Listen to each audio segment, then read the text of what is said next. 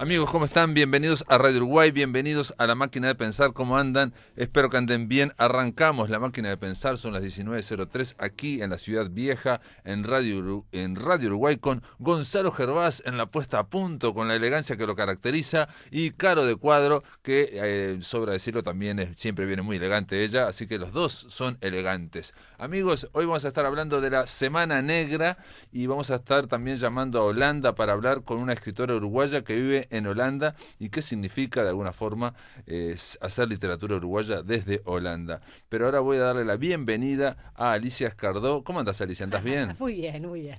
Estupendo. Alicia Escardó es escritora y también es gestora cultural y es una de las coordinadoras responsables de la Semana Negra, la Semana de Literatura y Cine Negro y Policial, que ya llega a su sexta edición. Séptima. ¿Séptima? Ajá. Mirá, escribí ¿Qué mal. tal? Séptima, ¿qué Sí. tal? ¿No? Sí, no, impresionante. No, Yo misma no lo puedo creer. impresionante. Sí, sí.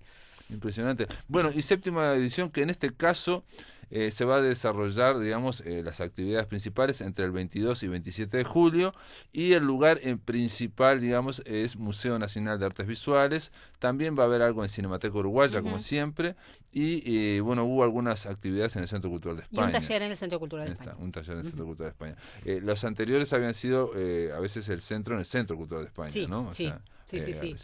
La Semana Negra es bastante nómade. Bueno, Porque no tuvo está mal, algunos no está años mal. en el Espacio de Arte Contemporáneo. Es cierto, el Porque la espacio antigua cárcel, es ¿te cierto, acordás? es cierto, en la Que también cárcel. muy lindo ahí. Pero bueno, Está bien. No, ahora, está bien. ahora digo, nos mudamos son al Museo de Artes Visuales, que también es un lugar espectacular, espectacular, realmente. Museo de Artes Nacional de Artes Visuales, y hasta Enrique Aguerra ahí, que es impresionante como director. Despliega una actividad Sí, tremenda. sí, un gran apoyo, me imagino que tendrás ahí. Y bueno, y obviamente, como siempre hay un cronograma bastante apretado, pero bueno, nos podés mencionar qué es lo que... la entrada es libre siempre, ¿no? Sí, es libre salvo el taller y bueno, que tiene un costo reducido, pero sí por un tema de organización y demás. En el taller sí hay que anotarse. Ya que menciono el taller, empezamos que es con un criminólogo, Gustavo Álvarez, psicólogo especializado en lo forense. Entonces el taller le puso de nombre, porque viste que los asesinos seriales es como un tema que engancha mucho, los asesinos múltiples y la psicología forense. Entonces son 2 sesiones de 2 horas donde va a develarnos un poco qué hay de mito en eso, porque todos de las series parece que sabemos lo que son un asesino serial y múltiple. Exacto, sabemos toda su infancia desgraciada y todas las maneras en que que se ha planea. explotado hasta el hartazgo y se ha convertido en un Claro. lugar común. Exactamente. ¿No? Claro. Habrá unas cosas serias, pero digo, la mayor parte es bla, bla, bla, ¿no? Entonces él va a contar lo que está científicamente, digamos, qué es lo real en todo eso, y también cómo aplicar la psicología forense al estudio de la mente criminal. ¿Y eso va a ser en el Centro Cultural de España? Eso es el lunes 22 y martes 23 de 18 a 20 horas. De 18 a 20 horas. ¿Y para inscribirse? Bueno, hay un mail, comunica.semananegraui@gmail.com. Para el que no llega a notarlo, en el sitio web semananegra.ui está toda la info. Y eso tiene un costo. Eso tiene un costo, sí, de 600 pesos. 600 pesos, está. O sea que es un taller de una sola vez, ¿no? 2 días. 2 días. Sí, 2 sesiones de 2 horas.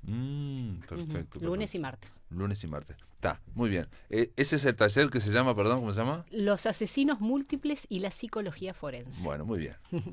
¿Y qué más? Ese es el taller. Bueno, después tenemos las películas de Cinemateca, que siempre nos acompañan con un ciclo, y además que hay que conocer las salas renovadas, que están sensacionales. La verdad que no hay que ir ahí, que bueno, tienen una película, El beso amargo, de Samuel Fuller, Que el cielo la juzgue, de John M. Stahl, y Los sobornados, de Fritz Lang, nada menos. Son 3 clásicos que yo lo estuve viendo, que no los vi a ninguno de los 3. Estamos hablando de cine negro, digamos, de los años 40, 50, ¿no? Aproximadamente. Sí. Y tiene que ver con revisitar esos clásicos, ¿no? Así ¿Y va a que haber esos alguna son charla, algo, lunes, no? martes y miércoles. No, en principio son las películas. Perfecto. Que las van a dar en 2 funciones, o sea que hay amplitud de horarios para que todo el mundo pueda. Perfecto. El complejo Cinemateca, para aquellos que no vayan, está espectacular. Probablemente estamos hablando de que en este momento sea uno de los mejores salas de cines que hay en Montevideo. Con una lindísima cafetería además. Sí, es cierto. Así que está bárbaro. Bueno, ¿y qué más? Bueno, entonces después tenemos los días de charlas, que son jueves, viernes y sábado, ahí en el Museo Nacional de Artes Visuales.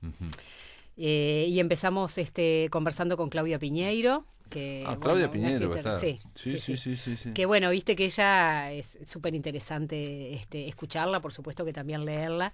Y es una escritora que es verdad que algunas de sus novelas dicen que son del género, sobre todo Betty Boo, pero viste que es muy original en la manera en que lo lleva, ¿no? Y la última también podría decirse que es una especie de thriller político, es algo de una campaña, digamos, hay un misterio, hay que resolverlo y hay un desenlace. Sí, yo la leí y conversamos con ella por teléfono. En realidad el último es un libro de cuentos que se llama ¿Quién no? Bueno, pero tú estás más. diciendo el de las políticas, ¿no? De la política, claro, que no me acuerdo. Que es algo de las maldiciones. Las maldiciones, ¿no? Las maldiciones se llama, algo de las maldiciones. Sí, ella tiene varias. Bueno, Betty Boo dice que es la más negra, la que se propuso escribir una novela negra es Betty Boo. Pero bueno, que tiene la película y después tiene La vida de los jueves también. La vida de los jueves. Que fue mucho éxito. Eso fue la que la lanzó a la fama, digamos, la que hizo más conocida. Pero bueno, después también tiene, hay quien dice que la mejor novela de ella es Elena Sabe, que a mí me encantó, y Las grietas de Jara, después Tuya. O sea, tiene varias novelas que rozan el género de una manera muy particular.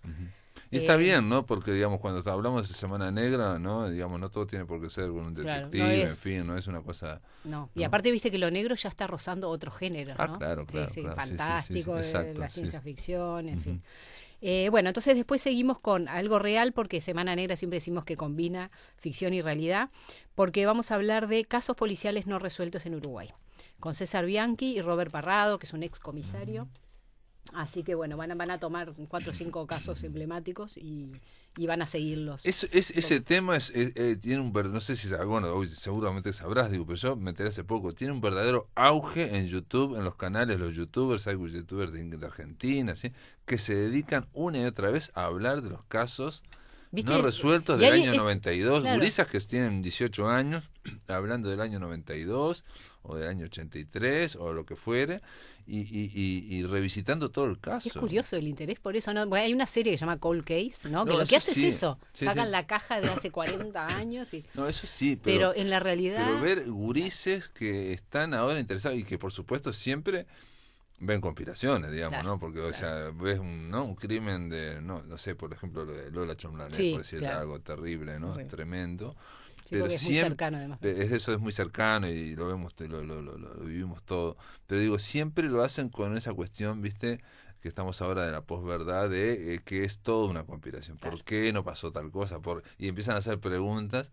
Y uno, viendo eso, que yo he visto varios, te das cuenta de una cosa muy sencilla. Eso se lo tienen que preguntar a los investigadores. Claro, es una buena pregunta para hacerlo. Prácticamente no hay una investigación policial que sea 100% perfecta.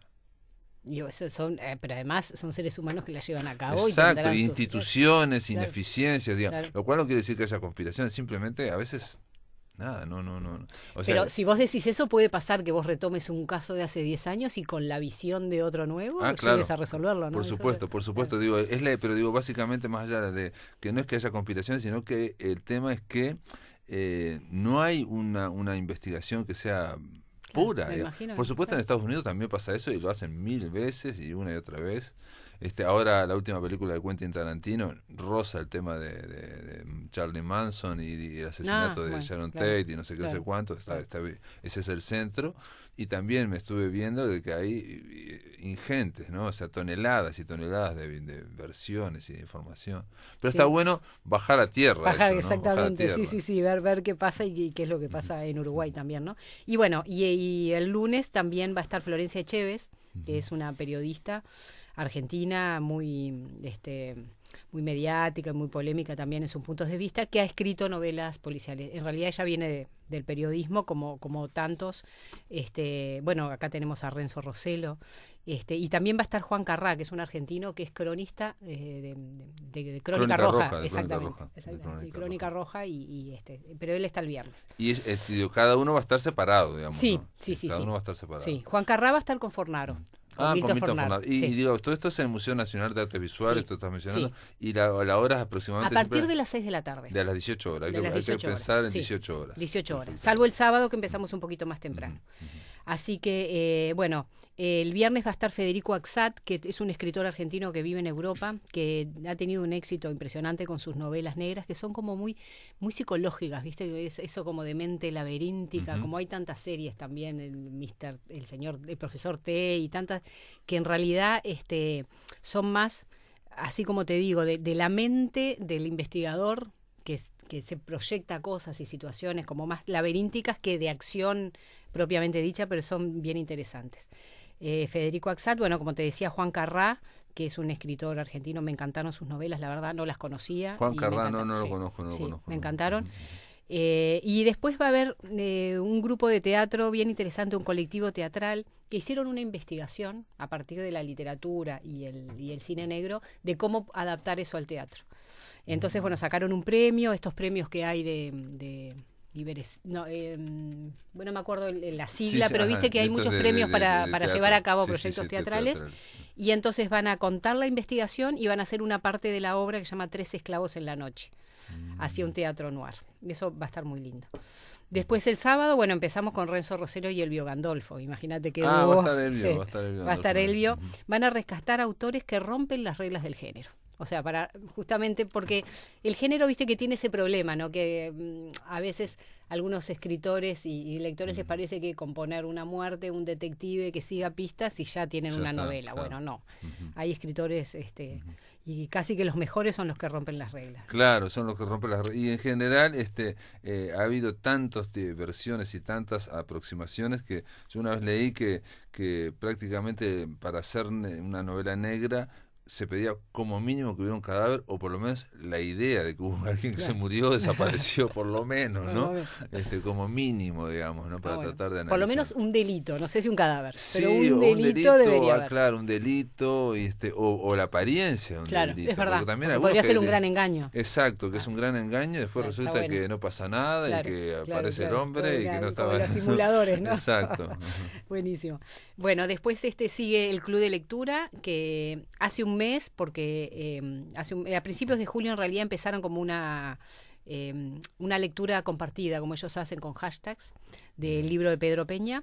Entonces le pusimos el Club de Lectura Dispara contra Pedro Peña, porque lo van a poner ahí rodeado de un panel y le van a hacer preguntas sobre su novela. No siempre las carga el diablo. Esa es la novela que leyeron y que van a comentar. Bueno, después van a hablar especialistas de Cire Conti, que sabe un montón de novela negra, es italiana, sobre la novela negra italiana. Sí, que justo hoy se murió Camilleri, Andrea Camilleri, con 93 años, el inventor, el creador de Salvio Montalbano, ¿no? Claro. Eso es un montón de novelas. Un referente, ¿no? Es un referente indiscutible. Más de 20 novelas. Impresionante, pero además realmente que todos aprendimos, ¿no? De la mafia de Sicilia, de todo lo que pasa en ese mundo, gracias a las novelas que protagoniza Montalbano. Después va a estar Juan Carrá también, porque Juan Carrá también ha escrito cómic, como Santulo. Entonces va a estar justamente con Santulo y con Gustavo Aguilera hablando del cómic negro. Perfecto. Que es toda una vertiente más que interesante. Claro, va a estar con Santulo. Juan Carrá va a estar con Santulo. Y bueno, y después vamos a presentar el libro Semana Negra, Archivos Confidenciales. Y eso vamos a hablar, es un libro que ya, digamos, no es solamente la Semana Negra, no es solamente esa celebración de la literatura policial y criminal, sino que aquí hay un producto, ¿no? Hay un producto, un libro. Subproducto. No, un subproducto, no, digamos, no, es un producto, sí. Es un producto, una creación de la propia Semana Negra. ¿En qué consiste? Bueno, eso, la verdad que es un proyecto que craneamos con Ediciones de la Plaza, que es quien lo publica, donde vamos a combinar cuentos de escritores profesionales, digamos, o consagrados, no sé cómo llamarle, que han visitado el festival a lo largo de los años, o sea que tenemos cuentos de escritores uruguayos y de escritores extranjeros, con cuentos del concurso suspensivos, le llamamos así, a un concurso de cuentos cortos que hicimos, donde la verdad que una gran alegría, vamos a publicar más de 30 cuentos, de gente que quizás muchos de ellos es la primera vez que publican.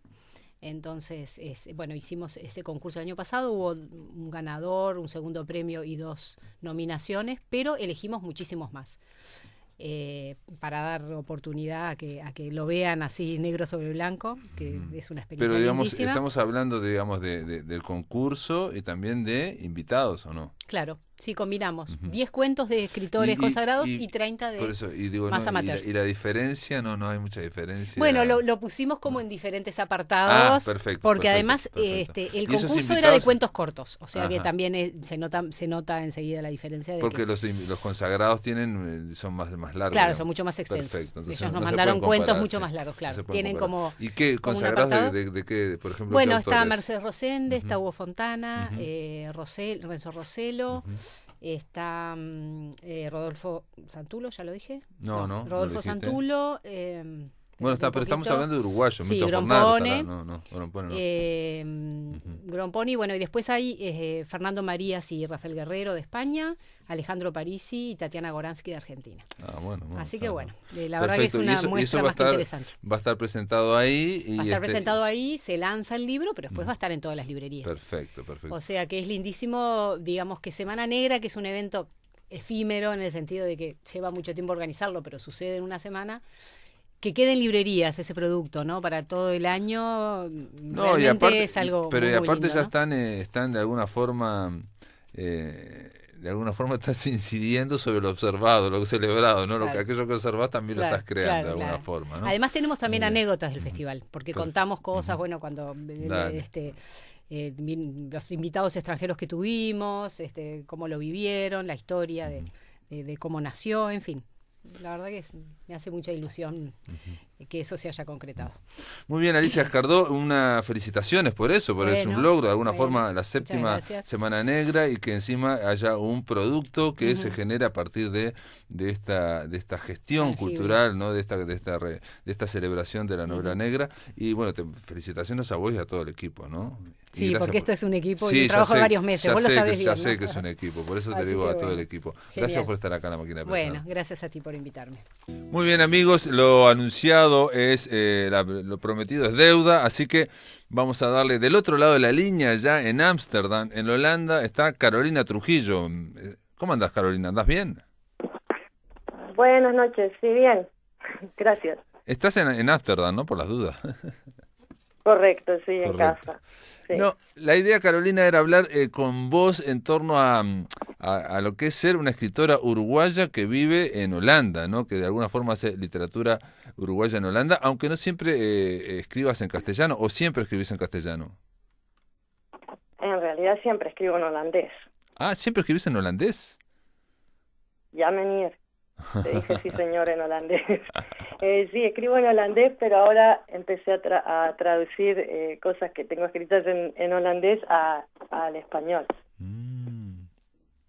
Aquellos que vayan a La Máquina de Pensar, al blog de La Máquina de Pensar, y cliquen en la palabra, digamos, en el nombre de Carolina Trujillo, van a ir directamente a la web que tiene Carolina y que obviamente está en holandés y en castellano. Nosotros, digamos, previendo que no todo el mundo conocemos el holandés, lo pusimos en castellano, ¿no? Y ahí hay cuentos, hay textos en castellano, hay dibujos, ¿hacés dibujos también?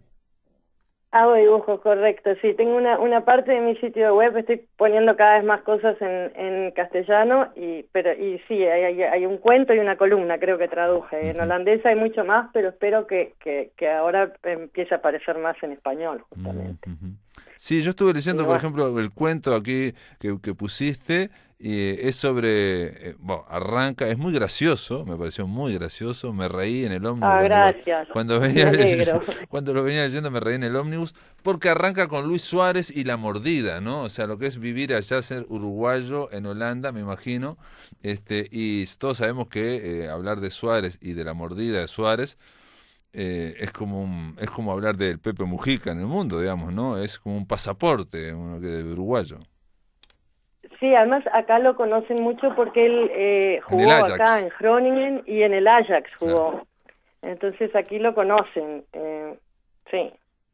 Y lo de las mordidas, obvio que sí, de acá siempre lo siguen, bueno, en todo el mundo, si un jugador de fútbol muerde, primera plana, ¿no? Sí, claro, en su momento fue una repercusión, globalizada, mundial,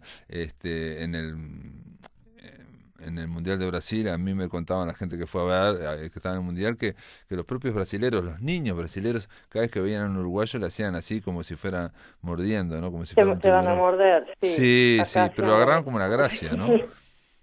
Sí, sí, acá hacían eso también. Ahí también. Morder la mano que da de comer es el cuento que es muy gracioso, y que viene dado es de Carolina Trujillo, y que es un cuento pero que a la vez es un poco más que un cuento, ¿no? O sea, hay como especie de capítulos, ¿entiendes ese cuento?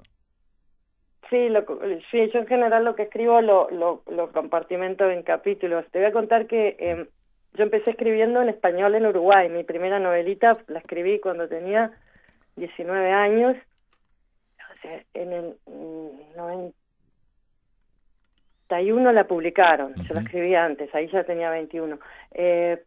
Pero después me vine a Holanda y empecé a escribir en holandés, y ahora, desde entonces escribo en holandés y ya voy para 50, así que imagínate. ¿50 qué? Pero años.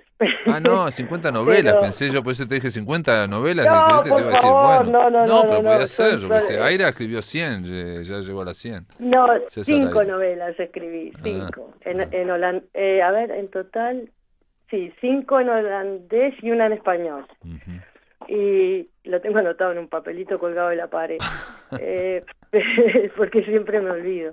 Pero, ¿qué te iba a decir? Y ahora, este cuento, el morder la mano que te da de comer, es el primer cuento que traduje al español y que ahora me lo van a publicar en una revista argentina que se llama Orsay. Sí, es muy conocida. ¿La conoces? Sí, claro, sí, Orsay es muy, muy buenísimo, importante. escucha, bueno, yo estoy emocionada porque en el próximo número de Orsay, que sale dentro de un mes, creo, o este mes, van a publicar ese cuento, así que para mí es como volver después de, ¿cuántos años afuera? 30 años afuera, es como volver al español. Sí, pero Carolina, bueno, vos estuviste, porque alguien me dijo que viniste en el viaje de los niños exiliados, ¿puede ser en el año 84 o no? Sí, correcto, sí. Ah, sorprendente, ese dato no está en Wikipedia, alguien me lo dijo así y me sorprendió, mirá, me lo dijeron en Buenos Aires, así que cómo va todo. Mira, vos estabas, digamos, tus padres sí. estaban exiliados en Holanda, ¿puede ser? O algo así, mamá y mi hermana y yo estábamos exiliadas en Holanda y papá estaba preso en el penal. Entonces con el viaje de los chicos exiliados nosotras volvimos a ver a papá, que hace años que no veíamos.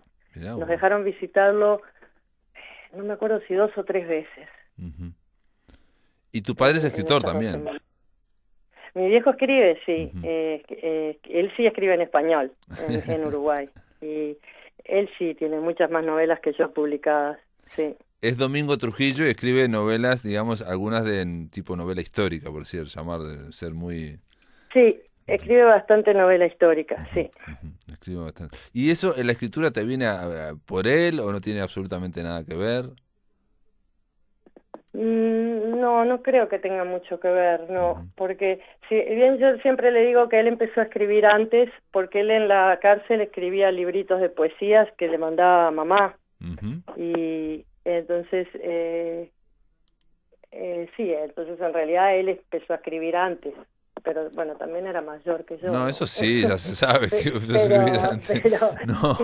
Pero creo que publicar hice primero yo, escribir así para publicar, y después, pero después él también. Tenés razón, sí, aquí no sabía, pero sí, es posible, sí, porque, bueno, no sé si tenés razón, pero aquí estoy viendo que las primeras publicaciones son del 2002, o sea que no hace tanto. Y sí, yo empecé antes. Vos empezaste en los 90, digamos, por decirte algo. Y ese viaje de niños exiliados fue muy impactante para vos. Por ejemplo, mi hermano viajó también en ese avión, eran 154. Mirá. Sí. ¿De qué país venía él? Desde España, desde Madrid.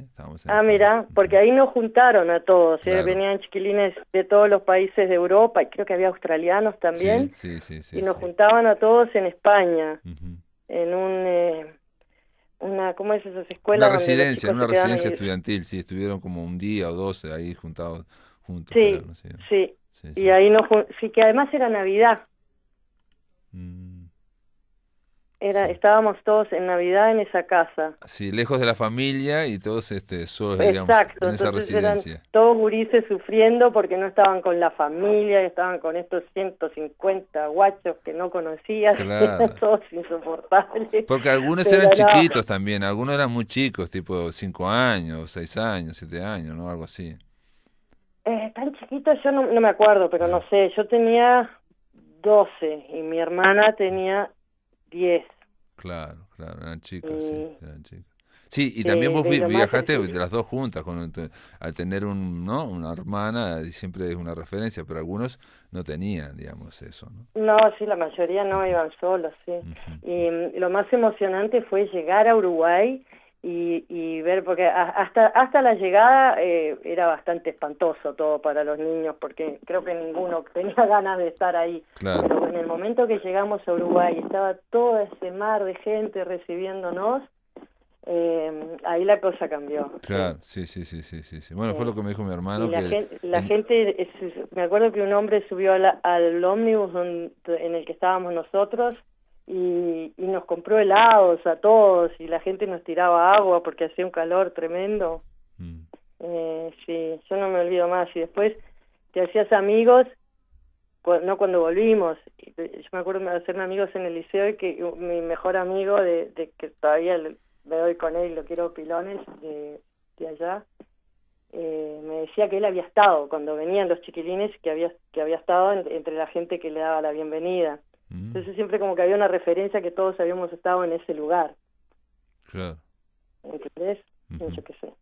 No, y también, digo, para los que nos están escuchando, y no todo el mundo recuerda, eso fue en el último año de la dictadura, y digamos ese vuelo de los niños del exilio, 154 niños, pretextó que, como todo en esa época, fuera un pretexto para juntarse la gente en la Rambla. En este caso, uno ve las imágenes y había como 300.000 personas, otros dicen que hubo más, a lo largo de toda la Rambla, y el propio ómnibus iba muy lento, con una caravana, fue viajando lentamente.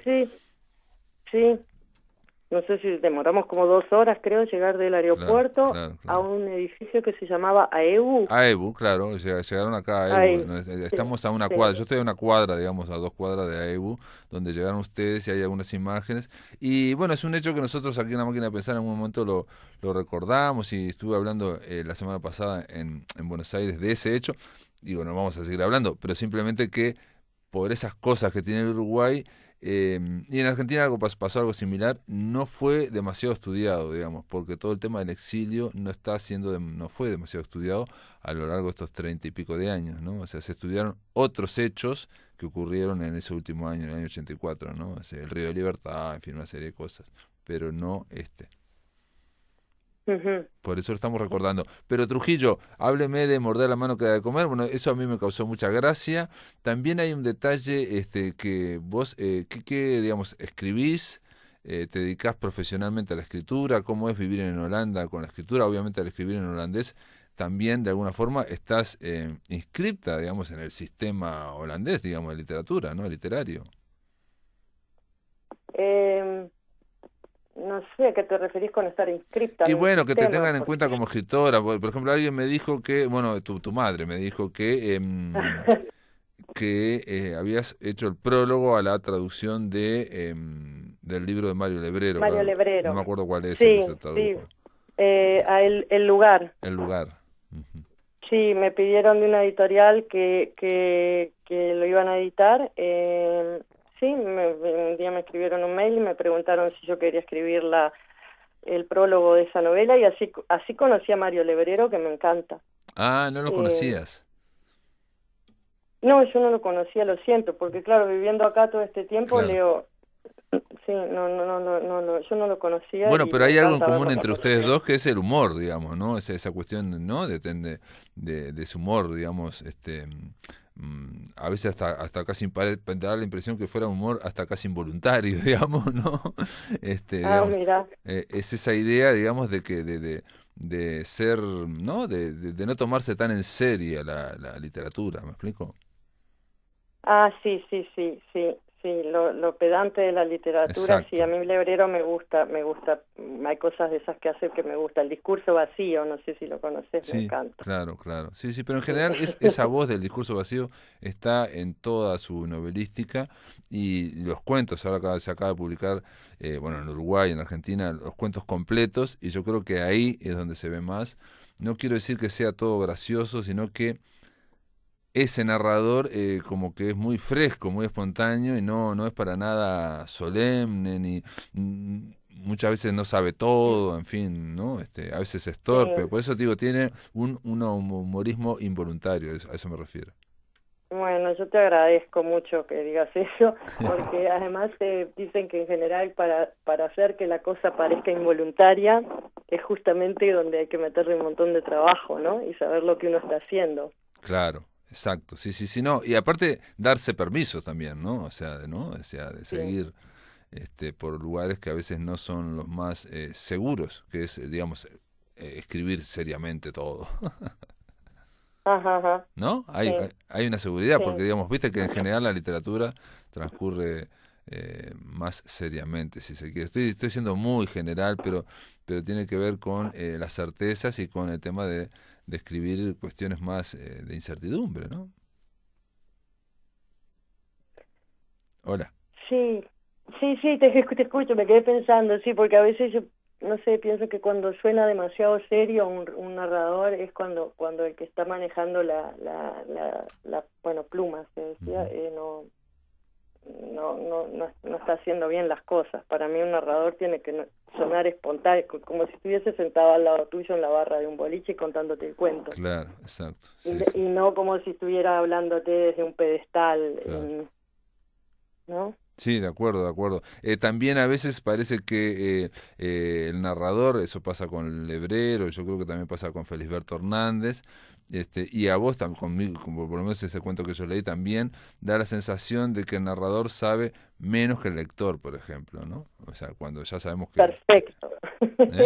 Bueno, no sé si perfecto, pero de la historia sí debería saber más, pero no hacerse el gran académico. Claro, ahí si escribís de esa forma, en mi opinión, en mi modesta opinión, estás escribiendo mal. Sí, bueno, no sé si es mal tampoco, digo, a vos no te resulta, a mí tampoco me resulta, pero es la idea, digamos, de que si escribís desde lo alto, lo que estás diciendo, eso de esa historia es la verdad. Y en cambio si escribís, como decís vos, al lado, vos estás dando una versión, ¿no? Que incluso estás demostrando que como que no la sabes toda, ¿no? Que en una de esas... Claro, sí. A mí me gustan narradores que dicen que no se acuerdan bien de las cosas como fueron, por ejemplo. Claro. ¿Sí? Carolina, te puedo pedir que hacer una pausa, vamos a hacer una breve pausa y seguimos, y a la vuelta vamos a hablar de tus autores preferidos, o a lo largo de la vida como lector uno va leyendo cosas que a veces ni siquiera son las preferidas, pero que de repente abren caminos, o de repente te vuelan la cabeza y después ahora decís, no, ya no es tanto, pero en su momento me vuelve la cabeza. ¿Te parece una pausa? Es tu programa. Sí, vos mandás. pero no vayas a cortar. Estamos aquí, amigos, en la máquina de pensar, hablando con Carolina Trujillo. Ella está ya en Holanda, en Ámsterdam. Es de noche, pero nos vas a hacer el aguante. Después de la pausa seguimos aquí por Radio Uruguay. Amigos, estamos en la máquina de pensar, estamos conversando vía telefónica con la escritora Carolina Trujillo. Es una escritora uruguaya que reside allá en Ámsterdam, en Holanda. Es guionista también, y aquí dice que sos cineasta, y obviamente sos escritora uruguaya neerlandesa. ¿Por qué? Porque escribís también en holandés. ¿Cómo fue, antes de preguntarte por tus escritores favoritos o tus obras que te hayan gustado, ¿cómo fue esa experiencia con el cine? ¿En qué consiste? Yo estudié en la Academia de Cine y me recibí de guionista, y en los años que tuve que estudiar escribí guiones, pero dentro de la academia, y cuando me recibí lo primero que hice fue empezar a escribir una novela de nuevo, y en realidad nunca más volví a escribir un guión. Así que soy guionista diplomada, pero no ejerzo. Perfecto, pero y decime, igual el hecho de escribir para cine te ayudó, complementó? ¿Es otra experiencia para escribir una novela, por ejemplo? Sí, un montón. Yo en cine aprendes, para escribir cine aprendes mucho sobre la estructura de una historia y cómo armarlas y sí, aprendes un montón sobre, ¿cómo es que se dice?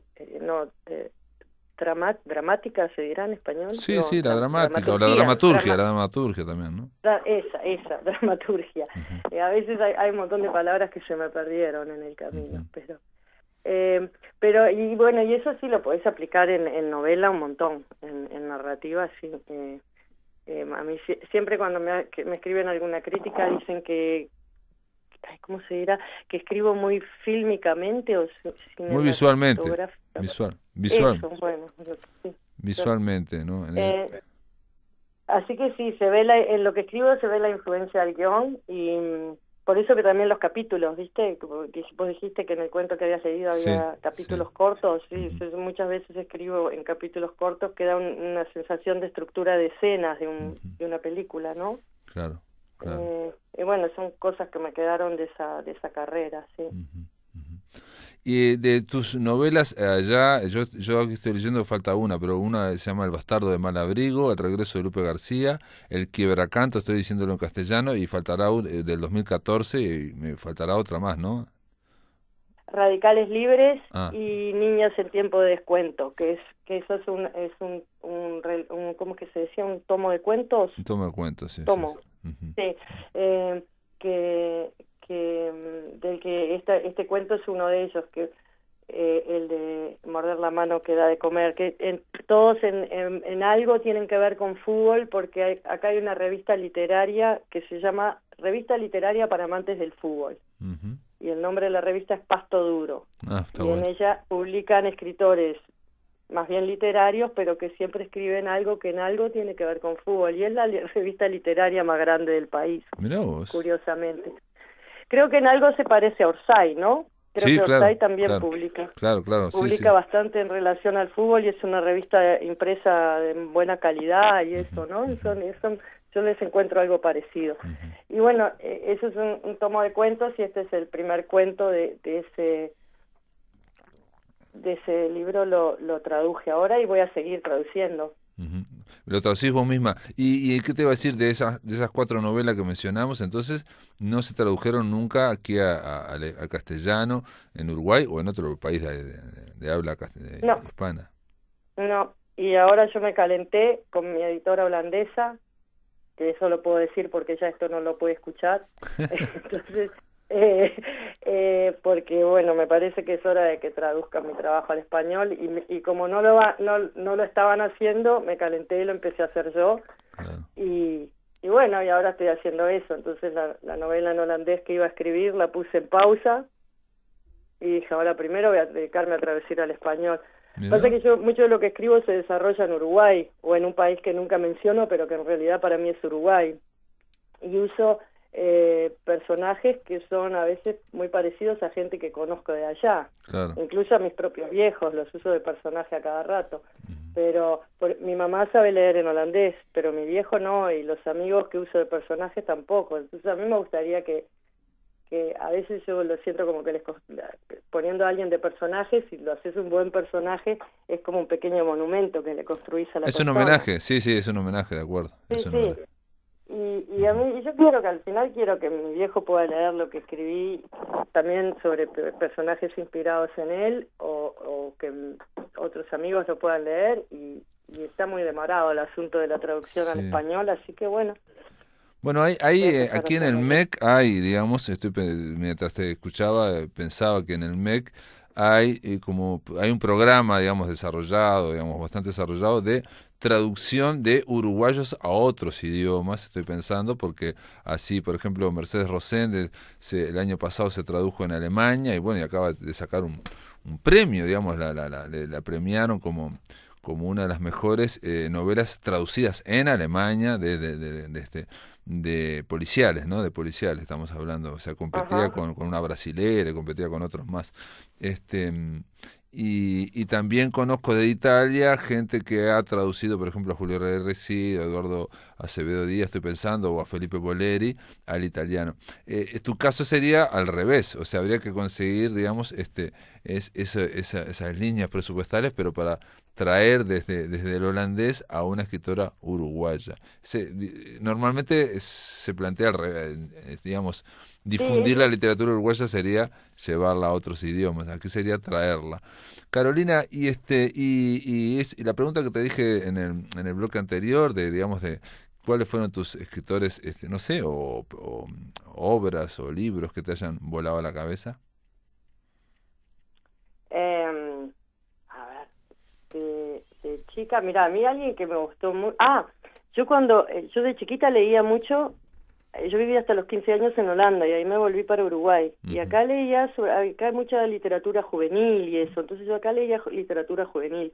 Y cuando llegué a Uruguay empecé a leer literatura para mayores y caí en Galeano y Benedetti. Y yo creo que los dos me marcaron un montón. Sí, sí, me impresionaron además, sí. Eso fue cuando tenía, yo qué sé, 15 años y llegué a Uruguay y ese era mi país y lo descubrí a través estando y haciendo papelones de holandesa, pero también leyendo a estos autores bien uruguayos. Así que yo creo que esos también Benedetti escribe siempre en capítulos cortitos. Sí. Eso probablemente se lo afané a él. Sí. Sí, y de todas formas, no siempre, bueno, en este caso, claro, porque vos vivías afuera y uno busca, digamos, anclarse de alguna forma a la realidad uruguaya, pero en general yo diría que ocurre al revés, que los que viven en Uruguay, los que le vuelan la cabeza son otros autores, no necesariamente uruguayos, ¿no? En general creo que son de otros países. A mí me parece que, porque ahora estaba pensando, el otro que uno de los nuevos que me dejó asombradísima fue Lebrero. Así que se ve que yo al revés, me enamoro de los autores uruguayos. Pero sí, porque Lebrero, la verdad que el lugar, qué fantasía que tiene ese hombre. Bueno, es muy visual también, ¿no? Toda su literatura, digamos, es otra cosa en Puntos en Contacto, que es muy visual, muy sensorial, y realmente uno ve esa película, ¿no? Sí, pero además, lo visual lo pueden lograr muchos, para eso hay técnica, ¿verdad? Uh-huh. Pero las ideas absurdas que se le ocurren a este hombre, yo no puedo, sí, a mí me encantaría poder pensar, no sé si conoces ese cuento del tipo que se pierde adentro de su propio encendedor. Sí, La calle de los mendigos se llama, sí. Eso está fenómeno. Bueno, si lográs tener los cuentos completos que acaban de salir, digamos, es un viaje sin retorno, porque es impresionante eso, la intensidad de su prosa también, ¿no? Es todo parece que te está pasando todo constantemente, ¿no? Y la imaginación yo creo que también tiene eso, ¿no? Digamos, cuando el autor sigue su imaginación, creo que conecta más fácilmente con la imaginación de los lectores. Me parece, no sé qué te parece a vos. La verdad que no sabría decir. Bueno. Sí, porque eso dependería del lector. No sé. Está bien. ¿Y qué te iba a decir? Y de Holanda, de la literatura holandesa, que digo, más allá de esas cuestiones juveniles, vos supongo yo que el holandés, al ser un idioma que no se habla mucho, ¿no? Esa es la sensación que yo tengo, ¿no? ¿Cómo es la literatura actual? ¿La literatura actual holandesa? Sí, no sé si lees mucho holandés, capaz que no lees holandés. No, justamente, bueno, ahora que estoy traduciendo trato de leer más en español, uh-huh. porque sí, para ayudar las palabras que me tienen que venir. Claro. Y entonces, y holandés, pasa que últimamente la verdad que he leído, holandés, ahora no te sabría decir de nadie uh-huh. que me emociona. Que te guste. Y de otras literaturas, por ejemplo, yo no sé si lees escritores ingleses, anglosajones o españoles, en fin, no sé si se traducen, yo supongo que sí, porque también, y eso te pregunto, en Holanda se debe manejar el inglés como segunda lengua, ¿no? ¿O no? Sí, mucho, sí, acá se habla mucho inglés. pero yo te debo confesar que yo, si bien escribo y bueno, soy escritora, y eso no quiere decir que sea una ávida lectora. Perfecto. Lamentablemente. ¿Y en cine? Porque también también el propio Lebrero dice una frase extraordinaria que siempre estoy repitiendo, que es que los escritores no solo se alimentan de otros escritores, ¿no? O sea, de otros libros, ¿no? Dice, es como si un señor que tuviera una fábrica de quesos comiera solo queso, ¿no? Obviamente se alimenta de otras cosas, ¿no? El cine. Cine sí, pero yo creo que soy más bien, si hay que alimentarse de algo, yo me alimento más de la gente, de las cosas que dice la gente. De eso me queda mucho y lo uso, le robo a la gente las cosas que dicen y las meto en las cosas que escribo. Sí, es como eso estoy pensando si no es una técnica también por el tema de seguir los diálogos, ¿no? Sí, nosotros en la Academia de Cine uno de los ejercicios que nos mandaban a hacer era grabar conversaciones de la gente y transcribirlos para darnos cuenta de cómo la gente habla en realidad y lo que es la diferencia entre cómo la gente habla y cómo podés escribir que la gente habla. Claro, exacto. Pues si vos transcribís un diálogo entre dos personas y lo pones sobre papel, queda un mamarracho, porque la gente repite lo que dijo, se saltea información. Exacto. Y ese ejercicio nos mandaron un año entero a estar escribiendo diálogos sobre cómo hablaba la gente en realidad. Y bueno, eso creo que me quedó, que cuando la gente habla me fijo cómo arma las frases, qué cosas exactamente dice. Sí. Claro, pero es buenísimo eso, porque es cierto que en general los malos diálogos en literatura, por ejemplo, Lebrero, ahora digo, te lo menciono, decía que él no escribía muchos diálogos porque creía que en español pierde intensidad, pierde vivacidad. Él descreía, digamos, de escribir muchos diálogos en español. Pero yo creo que en general los malos diálogos en las novelas en castellano, digamos, es cuando se da mucha información, cuando se utiliza el diálogo para información. Yo siempre digo que en el cine francés están los guionistas y hay un oficio que se llama dialoguista. Hay gente que solo escribe diálogos. Y las películas francesas tienen los diálogos. Dar información, perdona que te interrumpa, pero no quiero perder esa. Dar información en un diálogo es un pecado mortal. Claro. Siempre te enseñan que para información está el texto, no sé cómo se dice el texto neutral, pero que el diálogo siempre es para mostrar otras cosas, es cómo piensa el personaje o cómo se expresa, ¿no? Pero nunca para dar información. Eso es una de las muchas faltas en las que los escritores incurren al escribir diálogo. Claro. Sí. No, es importante eso que está diciendo porque digamos, en el diálogo, en cómo habla la persona, el personaje, es más que nada de la psicología, digamos, de cómo ve el mundo. ¿No?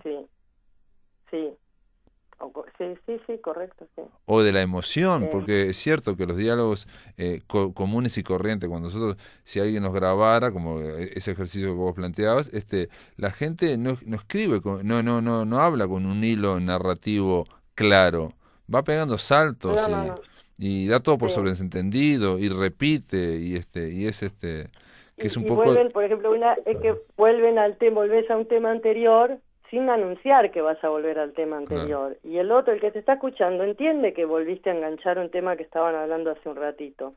El mal escritor de diálogos lo que hace es que el personaje diga, volviendo a lo que estaba diciéndote anteriormente. Exacto. Y ahí sigue la conversación. Y eso nunca lo podés hacer. Exacto. Exacto, sí. Te puedo dar así nomás los 10 pecados mortales de diálogo. A ver, decime otros pecados, ya nos quedan 2 minutos, 1 minuto nos queda. Que los personajes se hablen por el nombre. Si están dos personas hablando y digan, bueno, pero Marta, ¿vos qué te parece? Ellos saben los dos que la otra se llama Marta, claro. Nunca tenés que decir el nombre del otro. Perfecto, sí. E incluso también es que digamos, el tema del dijo, ¿no? Fulanito dijo, Menganito dijo, o Fulanito le contestó. Ahí yo soy de la escuela que siempre hay que usar, cuando vas a usar dijo, siempre hay que usar dijo y no susurró, sugirió, replicó. Sí, no, son todos mamarrachos, porque el lector sabe que lo que estás queriendo decir es dijo, y lo que estás buscando es una variante para no repetir todo el tiempo el dijo.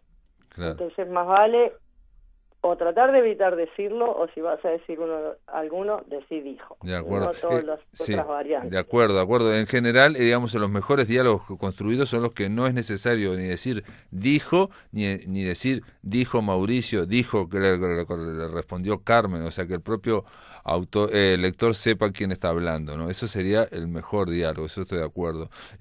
Mario Delgado Paraín me decía una vez que eso que acabas de decir me lo decía exactamente.